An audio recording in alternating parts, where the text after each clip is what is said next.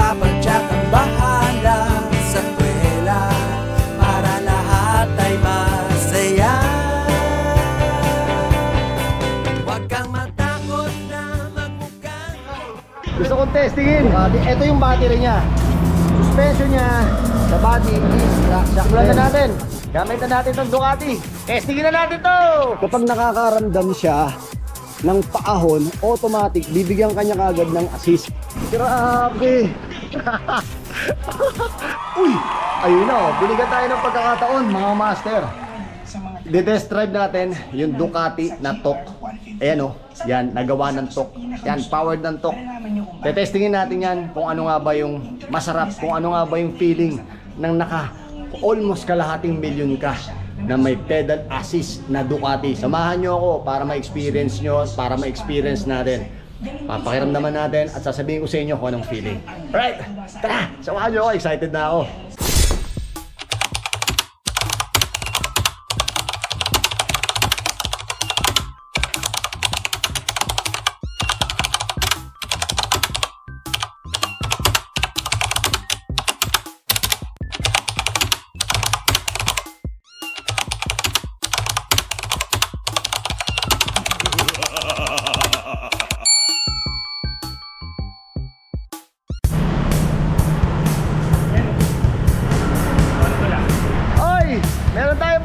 Episode, papakita ko sa inyo kung gaano kaganda itong mga may pedal assist at syempre merong the best. Ito mga master, ito yung master ko, Master Larry, yan, the master, tsaka si Master Makoy. Ito yung kanilang mga bisikleta. Ito, ikukwik ko lang kayo dito, ikukwik tour ko kayo kung gaano ka powerful to. Ito, tinesting ko na kanina to. Sa DOS pa lang, para siyang may VTEC na. Grabe to mga master. Tapos, etong Ducati. Ito, parang makikita mo to sa mga internet nyo lang din nakikita yung mga ganyan. Pero, ngayon, bibigyan tayo ng pagkakataon na magamit yung ganitong bisikleta. Okay, baka magbago pa isip nila, Master. Gusto kong testingin. 2023 model. 2023 model. Pakita ko sa inyo, mga Master, ha, kung ano ang specs nito. 180 naka-rock shocks. Tapos MIG MIG Ducati. Ito yung battery niya. Suspension niya sa body is rock shocks din. Okay, Shimano. Grabe oh. Tapos ito master, mga 3.0 to. 2 point something. Ah, okay. 2.6. Oh, 2.6. Tapos ito, okay. 29, yung 27.5. Ito pala, oh, 29, ayun 27.5. Talagang pang downhill enduro talaga din, no, master, no. So, ito yung specs niya, mga master, oh. Pagdating naman sa cogs, SRAM. Okay? SRAM na RD. Pagdating dito, naka 1x siya. Tapos FSA na crank. Woohoo! Tapos yung mga decals niya, ito. Master, ano ibig sabihin nito? Yung company. Ah, yun yung company. Okay, yung TOC, powered by TOC, Ducati. Tapos, ito yung gauge ng battery. Tapos, ilang kilometer ka. Tama, Master, no? Battery nito. Master, karaniwan, yung isang full battery nito, ilan ang tinatakbo? Ilang kilometers din? Mga 100 plus din. Ito yung kay Kuya Larry. Naka-box. Okay. So ngayon, binigyan tayo ng pagkakataon na kahit pa paano i-testing natin, mga master. Testingin natin. Ay no, shoutout daw oh. Alright. Shoutout daw oh. Shoutout daw oh. Shoutout pa. Shoutout pala sa GF ko. Yun. Shoutout kay Skylar. Yun. Okay, testingin na natin to, mga master. Oh, ito na. Sisimulan na natin. Gamit na natin itong Ducati. Testingin na natin to. Okay. Testingin natin kung ano kasarap. Alright. Okay oh. Ngayon, testingin na natin yung sinasabi ni Master na kailangan daw may trace na kapis. Nagtikod. Tignan natin. Okay, tignan natin to. Iko. Iko. Iko. Testing na natin.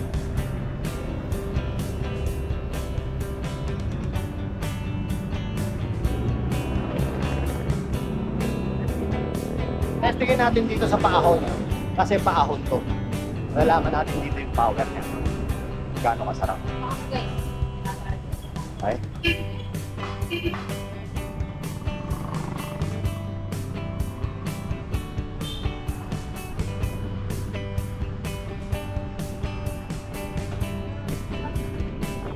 Yung mga master, grabe to.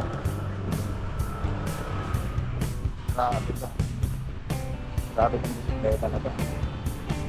Oh. Grabe itong bike na to. Grabe itong bike na to. Huwag ko lang nababangga at mga ganitong bisikleta, pero panalo itong bike na to. Oh. Panalo itong bike na to. Walang kahirap-hirap. Sobra.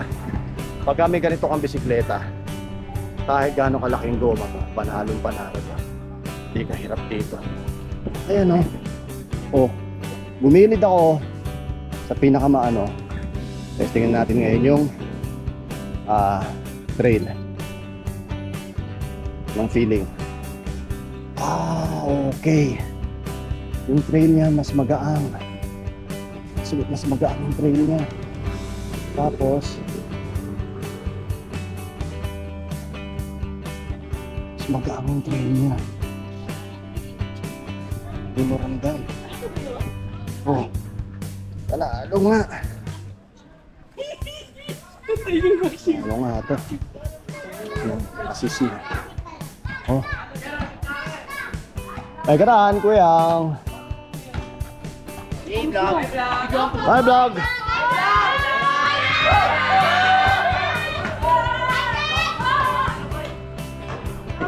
Grabe to.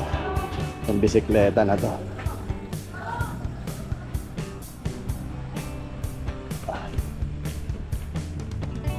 Sinubukan ko kasing idaan. Sinubukan kong idaan sa Matarek. Ito nga yung feeling nito. Kakaiba yung feeling nito. Sobra.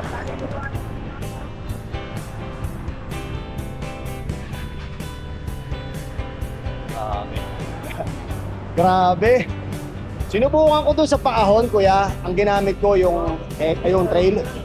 Wala ngang hirap. Kasi dito sa pagbaba ko kumanan ako kasi wala, hindi ko mararamdaman dito sa patag. Pinindot mo yung boost, isang padjak, parang 5 na padjak. Ganon, hindi ko na testing hanggang Testing mo yung boost. Dito ka pa, kaya. Nilagay mo sa trail, di ba? Pag paakyat ka, lagay mo sa boost, tingnan mo. Isang padjak, 5 padjak. Oh, Yung boost, testingin mo. testingin naman natin sa boost ha. Sa ikot pa. Okay. Grabe. So currently nasa trail mode tayo. Okay. So gagawin natin sa pahon, gagamitin natin yung boost. Okay? Mag-boost naman tayo. Dito ulit sa pahon.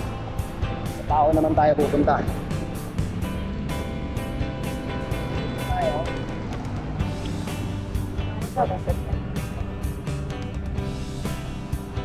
Nakikita nyo yun? Hop, makikiraan po. Salamat. So, pahon yun. Yan. So, siset na natin to ng pahon. Boost. Oh! Ay! Nasa third gear ako na pinakamaliit ha, mga master. Pero tingnan nyo yung takbo ko. Yung takbo ko. Easy! Paahon yan mga master ha, paahon yan. Oo niya, wala akong effort oh. Wala akong effort. Grabe! Ay, parang may mali dito sa bisikletan to. Alam nyo, kaya pala ganito rin kamahal to. Kasi, grabe din ang ibinibigay sa inyong comfort ng mga ganitong bisikleta. Ay na naman, paahon na naman oh. pag nakakaramdam siya ng ano, kapag nakakaramdam siya ng paahon, automatic, bibigyan kanya kagad ng assist. Ganong katindi tong bisikleta na to. Ang tindi. Grabe, no? Oh, meron na naman to. Ayan, oh, nasa boost ako. Okay? Kanina na-testing na natin yung eco, na-testing na natin yung trail. Okay lang din naman. Pero ito, boost to. Boost. So ngayon, testing natin ulit dito sa paahon. Okay?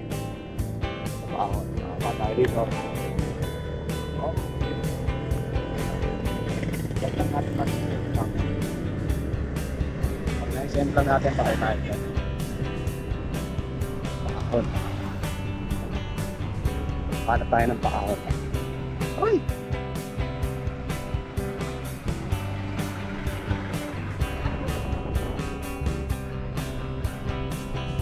Grabe to. Sobra to mga master. Ibang klase to. Ito paahon ba? Ito paahon. Paahon na. Puro amps pa. So testing natin. Bababa tayo sa pinaka mabigat na cogs.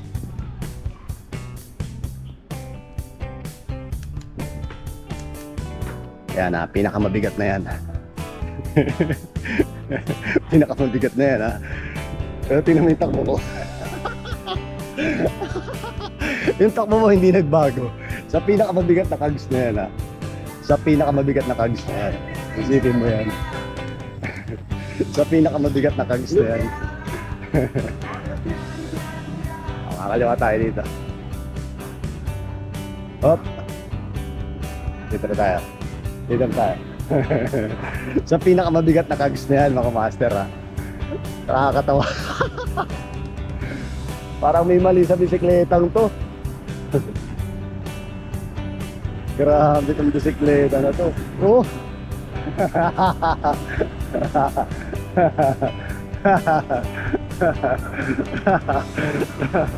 Nakakatawa itong bisikleta na to.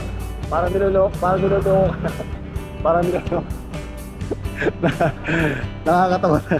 Nakakatawa itong bisikleta na to. Alam mo yung parang wala kang kahirap-hirap. Master, maraming salamat. Napakasarap nito. Sobra tong bisikleta na to. Alam mo ginawa ko? Ang bilis! Ang bilis nga. Ano nga yun eh, isang padyak ng boost, 5. Grabe tong bisikleta nga na to, Master. Master, tanong naman, magkano ba daw ba yung mga ganitong bisikleta? Ito, isa sa pinakamura, nasa 330. Hindi, 430 to. 430. Isa sa pinakamura pa to ah. Hindi, Merong 375. May 375. Depende pa sa model yun, ano, Master? Okay. Pero ito yung pinaka... Ito yung 430. Nasa gitna. Nasa Kasi gitna. meron nasa gitna pa siya. Ano yung flagship ni Ducati na pang ano? Yung PK01RR. PK01RR. Naka-all-in sa suspension. 570 ata yan.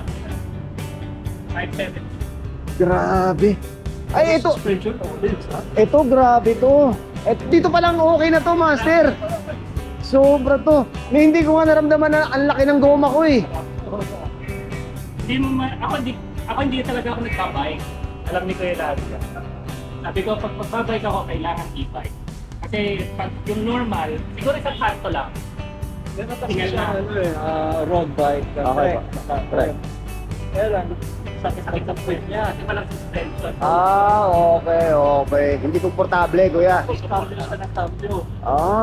Okay. Ito wala ka nga. Ay, basic na basic talaga. Cambio, Oo. Grabe nga. Panalo to, Master. Masyado ako nag-enjoy. Nung nakita ng mga bata doon, uy, Ducati!